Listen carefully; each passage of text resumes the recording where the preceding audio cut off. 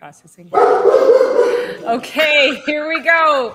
It is another week and time for another episode of Chiropractic is Sexy. I'm Dr. Paula Ruffin. I'm Dr. Erica Peabody, and that was Bentley, right? Bentley's like, it's go time, Mom. He's like, woo, woo, woo. That's right. That's right. Let's get the party started. Yes. Oh my Let's gosh. get this party started. So And I got to ask you just right off the bat, is your office going wild?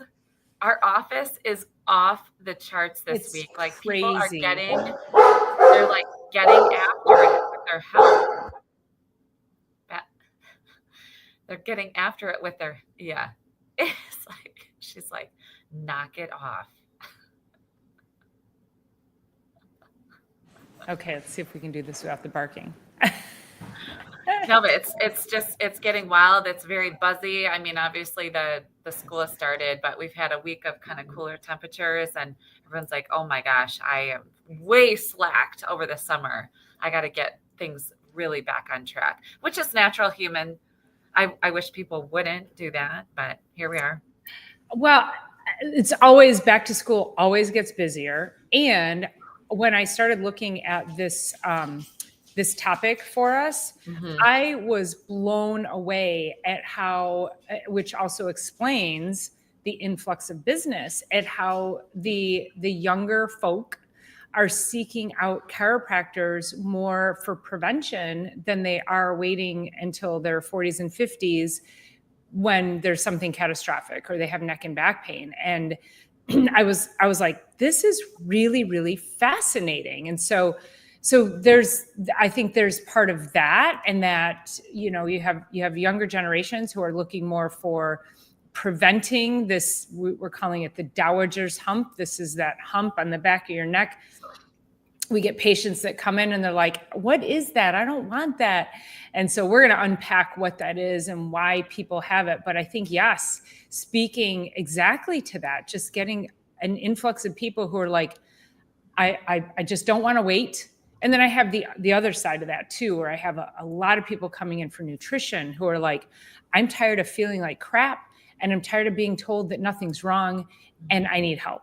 And so I'm getting both of those populations of people. We learned about Dowager's hump in chiropractic college, but mostly from the medical standpoint, and it's adrenal burnout. I can't think of what it is exactly. Is it Graves right now? Not Graves. Hypothyroidism led to Dowager's hump. But now, really? I don't remember that. You don't? Like the fat pad that gets up on the back. But now it's just simple postures. Like we never learned it as a posture thing in chiropractic college. Dr. Paula has been in practice for 28 years. Is it 8 now? 7. And I'm in for 20 and a half years, almost to the day actually. And it was along with a thyroid. Is it corticosteroid? No. What is it? Boy, I don't remember. Scheuermann's disease, juvenile kyphosis, soft tissue adaptations, menopause and estrogen. Thyroid, hypothyroidism. Hypothyroidism. So that is what we learned as Dowager's hump in school. Cushing's. That's what it was. Cushing's. Buffalo hump. Graves is hyper. Okay, Cushing's. I'm like, what is it? I know it's hypothyroid, but I couldn't remember. Cushing's is adrenal.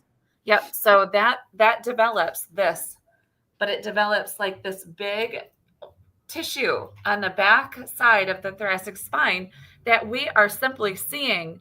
Like when you put a 2-year-old on a screen, a device to help them relax or whatever you think you're doing, besides distracting them, as the twig bends, so grows the tree. So I was chatting with a patient yesterday about this because she was saying, I have this like posture issue. And I'm like, yeah, guess what happens? So we get going like this, and then we go further and we go further. And that's exactly where our cell phone sits. I put my cell phone right here. And then we're like, grow humans like that? We got to stop. And I think one of the stats on there was 7 hours on devices for millennials. Is that what it was? An average of 7 hours a day? Yeah, that was the average, right? Yeah. Oh my gosh. Yeah. So if that's the Mhm. average, Mhm. oh goodness sakes. Can you imagine what some of them are if some are nothing? Right. Right. Well, and when we think about this too, so there's a couple of things when we think about posture. And, yes, your mother, your grandmother always told you, sit up straight, stand up straight. Number one, it's a position of, it's not a position of power. And I don't mean to say that like sitting up tall power, but it's a lack of confidence position as well. And so you are taking this, yes, we're creating this physical thing in the back, but you're also diminishing your self confidence because you can't possibly have confidence in this posture. Mm-mm. That's number one. Also, I'm just going to say all of these people. Just went muted. Muted. You're muted. So, you're still muted.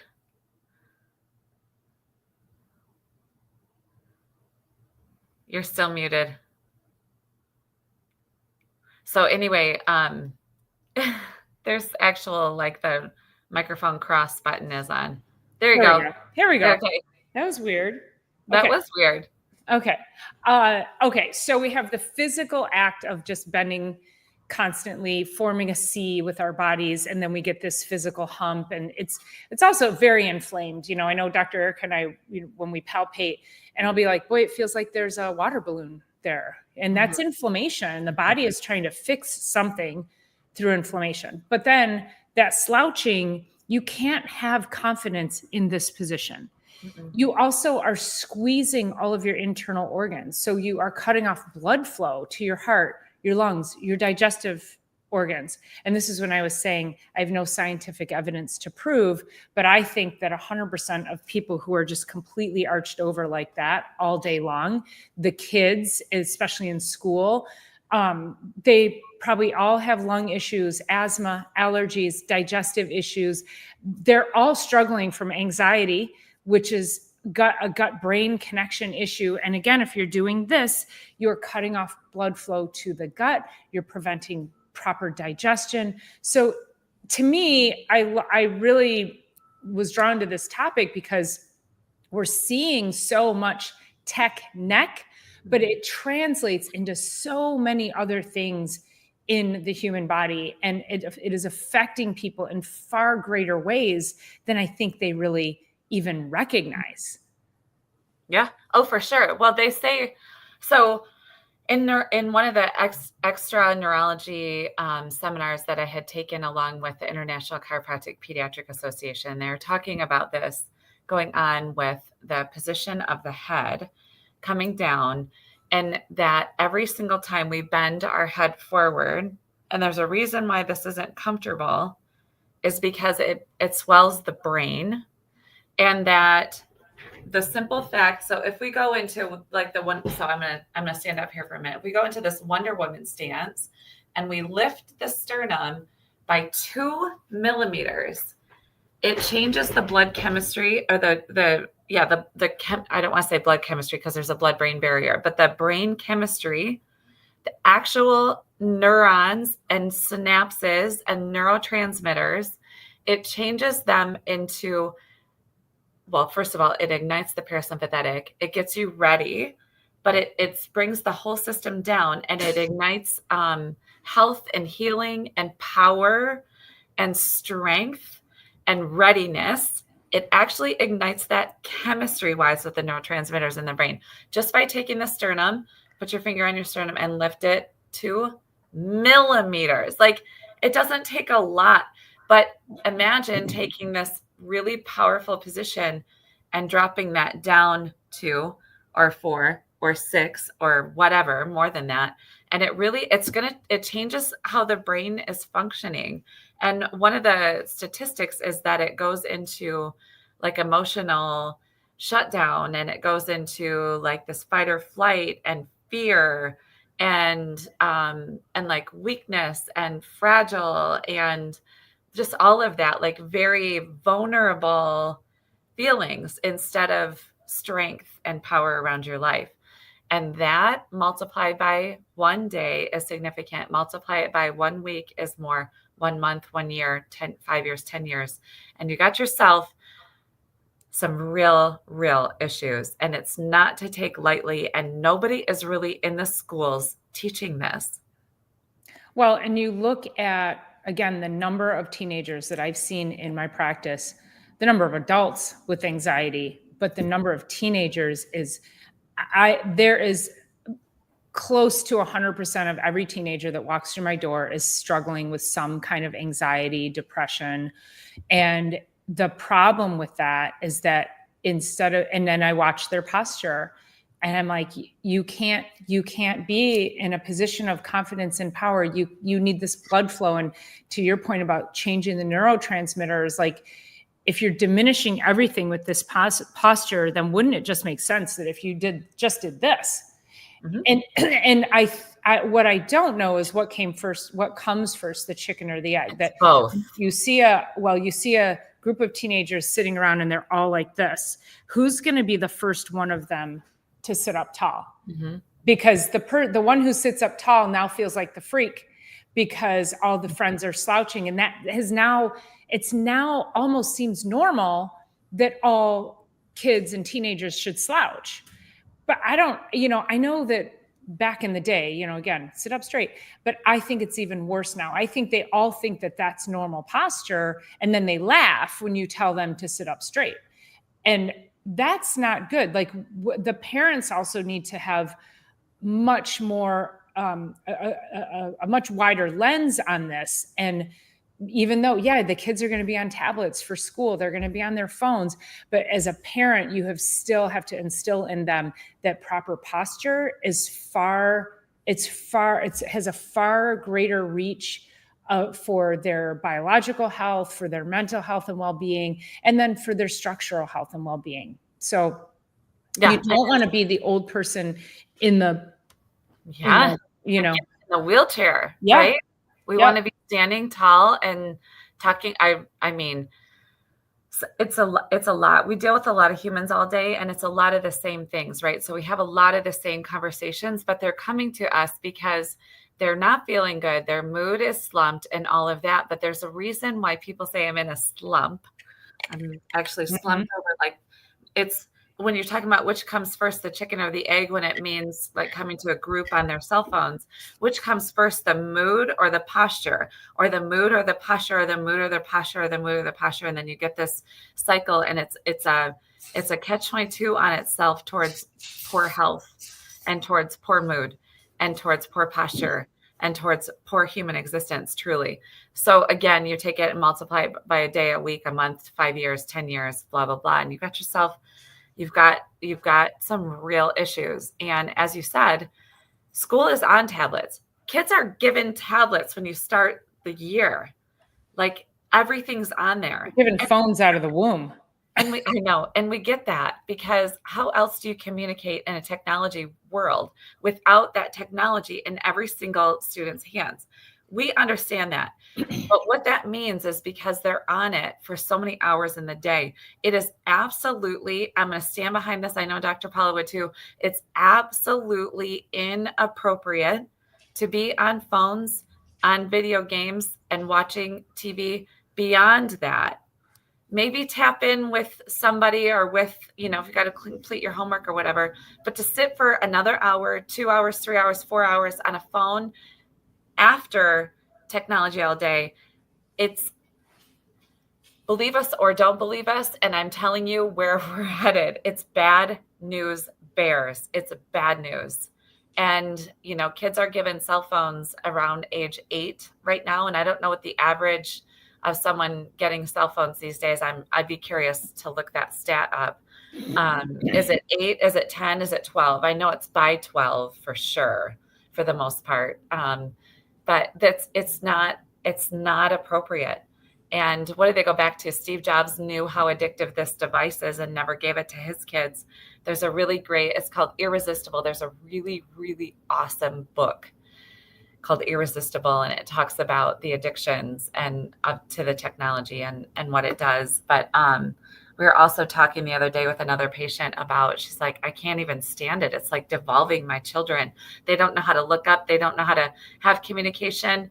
They said that they see students in the classroom because the parents are on their phones at home. So no one in the household is having back and forth dialogue and human interaction and communication. And these children don't know how to speak. They don't know how to communicate. They don't know what to say. She teaches kindergarten that I was talking to yesterday. She's like, I don't know. I mean, she's got a lot of work to do as kindergartners these days, not only because they were COVID born, but also because not born with COVID, but COVID year is the kindergartners this year. They're having a heck of a time even getting words out of these kids' mouths. Well, and let's go back to, you remember I hired this young kid. He was maybe 18 or 19, 20, something like that. And he was home from college. He needed a summer job. 2 summers ago. Couple, 3. Yeah. And he was so, he couldn't write. I'll just say that. He literally could not write. His hand would shake. It was like he knew the alphabet, but his brain and his hand could not coordinate, and the letters would be super smushed together, and it looked like a 90-year-old man, like, you know, older people when they'll shake, and that's what it looked like. He had zero neural pathway from his brain to his hand to actually write a word or a sentence. And I had to tell him, I said, listen, I need you to write legibly, because we still do some things on, this is my whole day's end sheet. This is all my numbers, all my patients for the day. I still like paper. Yes, it's in the computer, but I love double checking. I love redundancy. And he couldn't write. And he said, well, I never have to write because everything I do is on my phone and my computer. And I'm like, that is a travesty to humans, because if this stuff goes away, you need to be able to write. And I was like, it was like, it blew me away. I just couldn't believe that skill of writing, this kid had zero, nothing. It's crazy. And he didn't care either. Yeah, exactly. The other part is, I was just thinking about when I was in, I think it was either my junior or senior year in high school, we were taking typing class, and I was like, this is the dumbest class. When will I ever need to be typing on a typewriter? They were typewriters with like the box over them and your hands in them. And oh my gosh, I mean, I was a straight A student, but I did get in a lot of trouble in there because I was sitting by 2 goofballs. But I just remember I actually got kicked out of there for laughing. I would just be uncontrollable. Why am I not surprised by that? I know, right? So anyway, but I just remember thinking back then, like, we had no idea. The internet came out in my senior year in high school, it seemed like, somewhere around there, 1995. And something like 94, 95, maybe 93, something like that. The World Wide Web was developed. And we're like, what is that exactly? But who knew we would need typing as much as we do and did and still do these days. But yeah, cursive writing is.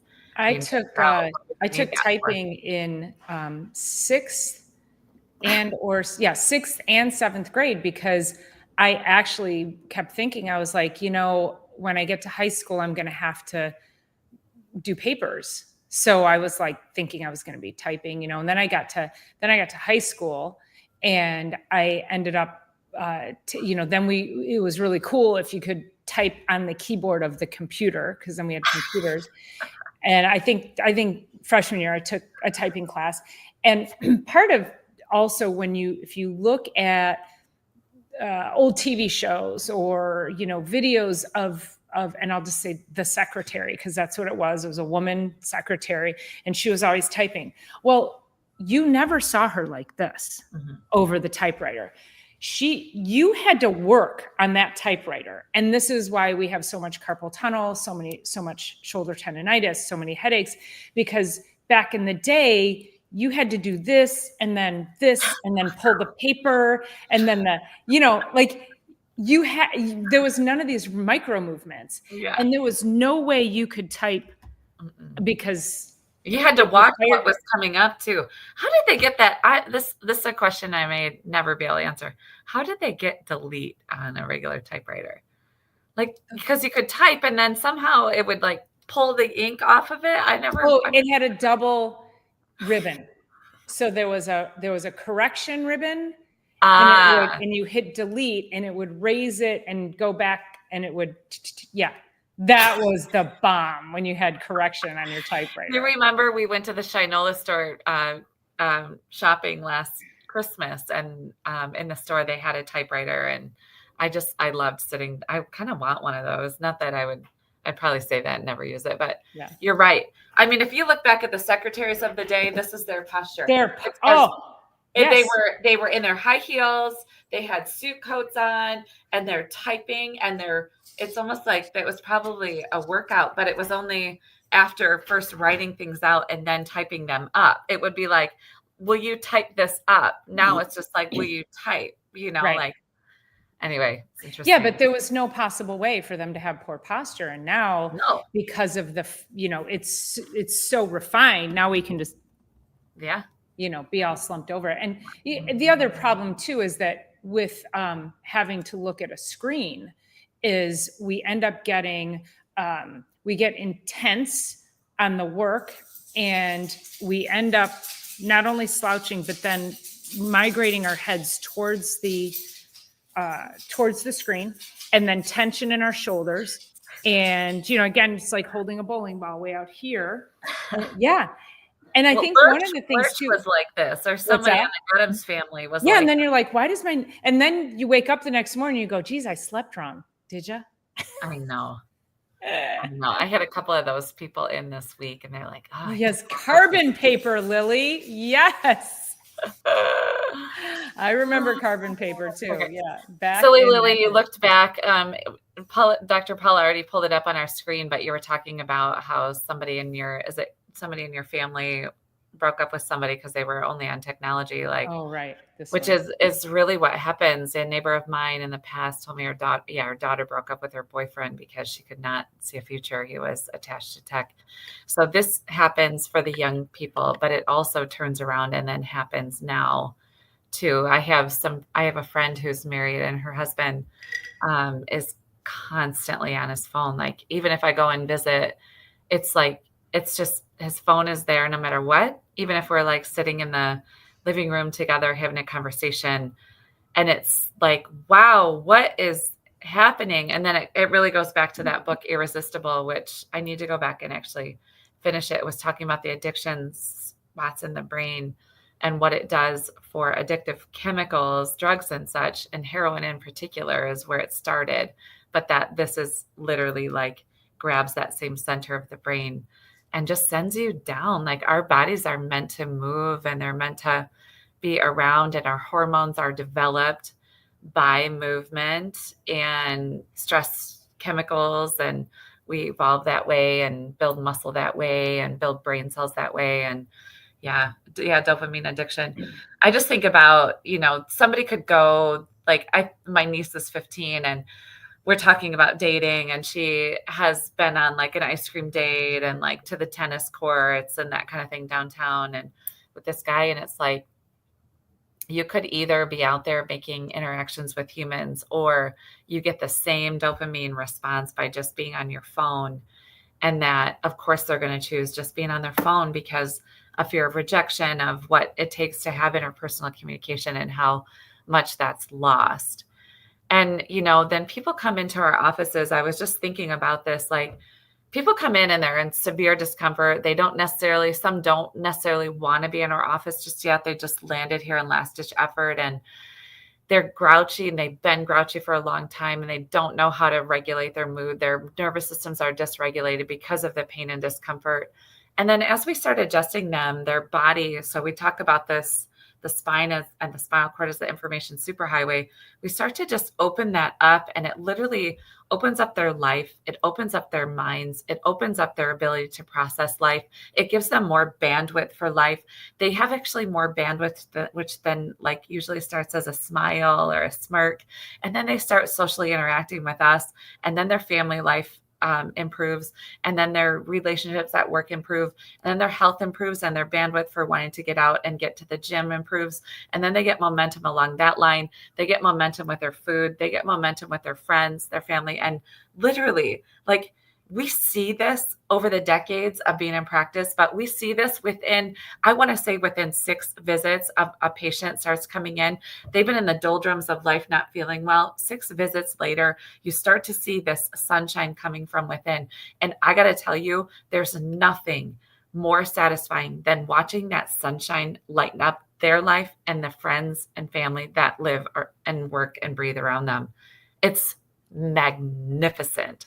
And we see it every freaking day. I actually got tears in my eyes this morning with a patient, and she is she has the hump going, and I always check her posture. And one of the things too, and for you at home, if you have your partner, your kids, have them stand up straight and look at them from the side, and the middle of their ear, the ear hole canal, it should be over the shoulders, but most everybody, and so most everybody, if you look, the neck is out here and the ear is out here. And so the goal is to get the head and the neck just in these simple chin tucks work well. And so she had a pretty big hump going back there when she came in, and she's only been under care for maybe 6 weeks or so. And she's completely out of balance. When I look at her posture, her head is tilted, her shoulders are like this, her shirt is always slid to one side. You could see when she first came in, her body her torso was out front, like her center of balance was not over her hips and her pelvis. And she came in today, and the only thing I saw on her was a little head tilt. Her shoulders were almost level. She was sitting over her pelvis. I've been showing her how to do the chin tucks. She's doing those all day long, says it feels so much better. And she has a genetic blood flow issue where she has a loss of blood flow in her left femoral artery. And which means that her right foot, whenever you see people and it almost looks like their skin is burned, there's a blood flow issue there. And so I was looking at her feet today, and I said, oh my God, have you looked at your feet lately? And she said, what? And I said, they're almost the same color. The one on the left was dark red. Her skin was chafed. It looked like she had been burned on her foot and ankle, compared to her right foot looked totally normal. And today they literally, like, there was, aside from a little puffiness, they were almost completely normal. And this puffiness around her Dowager's hump was also very minimal. So all I did, and she goes, it's you doing all the work. And I said, I'm just the vehicle. I'm just here to look at where your body needs help and assistance to be in the right balance. And your body is doing all this work. And I said, and I got choked up. I was like, this woman has dealt with this blood flow issue her whole life. And yet she came to me for back pain. And she was like, I had no idea that could be a thing. Yeah. So when we talk about the things that we see, so yes, I'm really glad, because now we're changing posture and getting rid of that inflammation and getting her to stand better and more balanced. But the depth of that was like mind blowing to me. And, she gave me a hug at the end. She's like, thank you so much. I had no idea that this is all the things that chiropractic could accomplish. Yeah. Like, this is what we do. I know. I have this. We're always blown away, right? Like, we expect it, but always blown away. It's kind of like, I mean, every single time a mom has a baby, I'm like, of course you're going to have this baby. But every time you see this miracle, and I think every human can relate to that, this miracle, but we see small, tiny miracles every day, not just the babies like that. I don't know which direction you are. You're this way to me. You're that way to me. Yeah. I am. It's so weird. I don't know why. So anyway, so we expect big miracles like babies, but we are actually in our offices expecting small miracles like that. That is a small miracle. That is a huge deal to that woman. I started a new patient this morning. Oh my gosh, it was funny. And she was like, so she heard about our office for a long time. Her daughter comes here, her new grandbaby is part of the practice and all of this. And so I get her adjusted, and she's like, I've been to other offices around the area. And she's like, I went to the one down the street and blah, blah, blah. And they just have lots of things to say about it. And I'm like, okay, well, glad you're here. Right. So anyway, so I finish her adjustment. She's on her back and she does this. She's like, high five. That was a rock star adjustment. So she's still laying and she wants like a high 10 from me. I freaking love it. And of course, she's been dealing with pain, and it's going to take a series of visits, but it was just such a cool vibe to be like, I just met this woman. She let me adjust her. She needs the care. We'll set her up on, a plan to get her through that and beyond. And it's just funny to like, she's like, hey, that was a rock star adjustment. How about a high 10? So, and that I love too, is when we'll get new people, perhaps who've never been to chiropractic or who've never worked with people like us, who get really excited about the adjustment. And because I'm always hooting and hollering, and I'm like, whoa, that was awesome. Oh my God, I feel better after that, and I'm just like, and then they're like, was that a good one? Like, they're not sure at first, like, oh, was that a good one? And then they're like, why do you get so excited? And I'm like, because I know the power that your body just received, and then just within a couple, 3-4 visits, they're doing that, right? They're like, oh my God, that was great. Like, now they get it, I love it.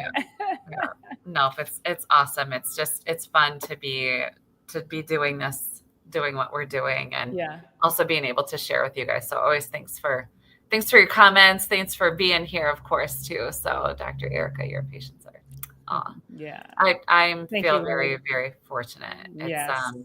It is a lot of fun too. It really is. Like, it's, it's work, and we're doing the thing, and we're showing up and whatever and all that. And I said to my mom 2 years then, I was like, is this all you do? Like, you just like eat and go to work and eat and go to bed and wake up and eat and go to work, and like, is that what life is? She's like, yep, pretty much. And I said, well, I'm so grateful that I get to help people, because having this kind of work and career it's just really, really rewarding this many years, and I feel super fortunate. 20 years? 20 and a half. 20 and a half. Okay. Yeah. It is pretty amazing, which is why, like, again, it can bring us to tears when we see that kind of change, because we know the things we are telling people and helping them with is life-changing.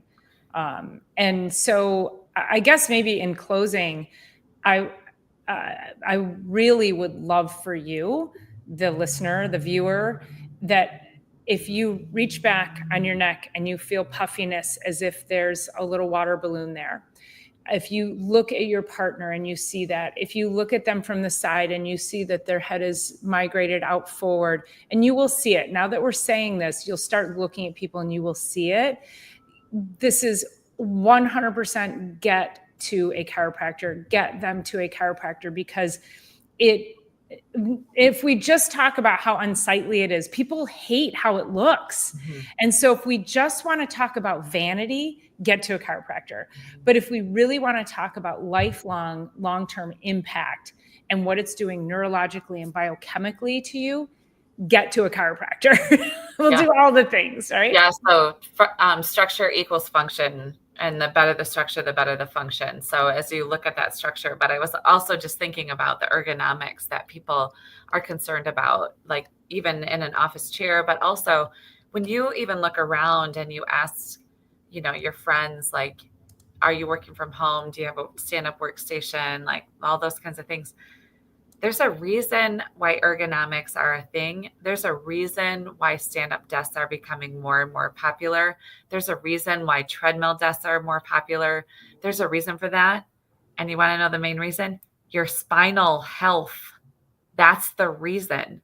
Your spinal health is everything, to the point that the employers are realizing, like, oh my gosh, sitting is the new smoking. You may or may not have heard that, but the level of degeneration that happens in the spine for the mere fact of sitting is it's a thing. So when you're looking around on ergonomics and you're thinking about every stand-up desk you're seeing, everything that's offered, all the advertisements for movement and yoga studios and just gyms and all the things, it's for spinal health first and foremost.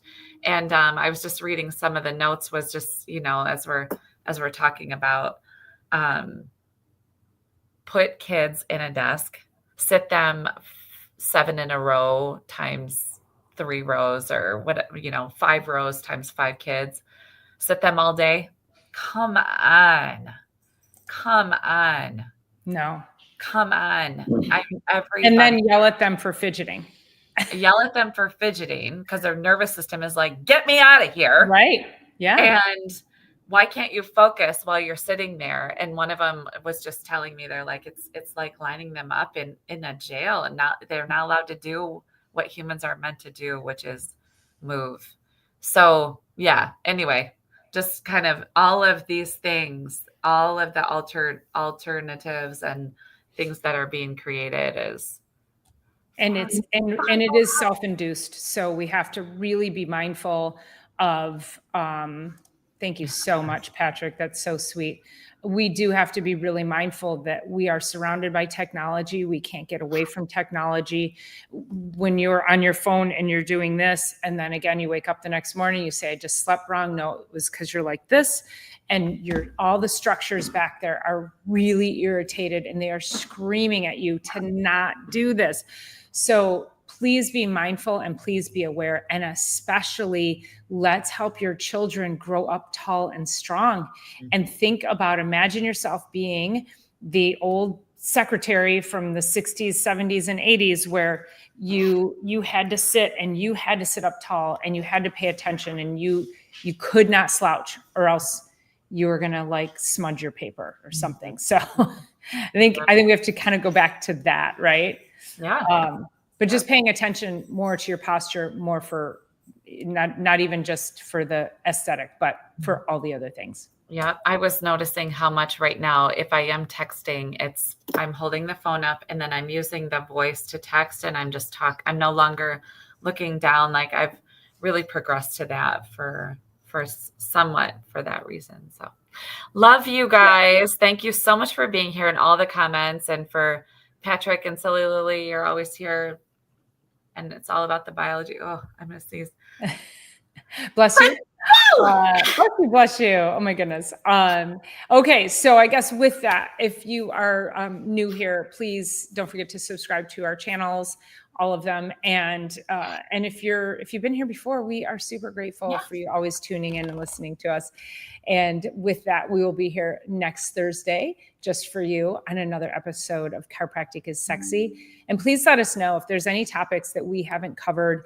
We bring topics to you that become very common in our practices, messages that we hear on a daily or weekly basis, things that we feel are trending in the world of health and wellness. And so if there's anything that we are missing that you would love to hear, please just drop us a message, and we would love to serve you by getting you the information that means something to you as well. So thank you so much for being here and for all your comments and engagement. We appreciate each and every one of you. We'll see you guys next week. Yeah. Peace.